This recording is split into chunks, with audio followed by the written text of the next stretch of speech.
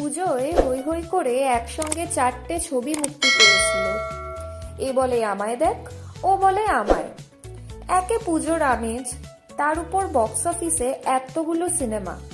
পুজোর ছবির box office যাই বলুক না কেন, কোনটা ছেড়ে কোনটা দেখবেন সেটা নিয়ে দর্শকের বিভ্রান্তি কিন্তু অস্বাভাবিক নয়। তবে এখন এই সমস্যা অতীত থেকেই তো শিক্ষা নিতে হয়। কথা ছিল এই বড়দিনের আবহে মুক্তি পাবে 5টি বাংলা ছবি, কিন্তু স্ক্রিন শেয়ারিং এবং দর্শক ভাগ হয়ে যাওয়ার আশঙ্কায় বড়সড় ইম্পার মিটিং এর পর সিদ্ধান্ত নেওয়া হয়েছে এবার বড়দিনে মাত্র 3টি বাংলা সিনেমাই মুক্তি পাবে।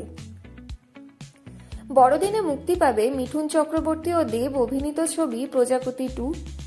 একই সঙ্গে বড়দিনে মুক্তি পেতে চলেছে কোয়েল মল্লিক অভিনীত মিতিন মাসি সিরিজের নতুন ছবি। এছাড়াও এসবিএফ এর প্রযোজনায় 2টি ছবির মধ্যে মুক্তি পাবে যে কোনো একটি। এর মধ্যে রয়েছে প্রসেনজিৎ চট্টোপাধ্যায় অভিনীত কাকাবাবু সিরিজের নতুন ছবি এবং দ্য ক্রিয়েটিভ মিডিয়ার প্রযোজনায় লহ গৌরাঙ্গের নাম রে। আগামী দুদিনের মধ্যে নির্ধারিত হবে এসবিএফ এর এই 2টি ছবির মধ্যে কোনটি মুক্তি পেতে চলেছে।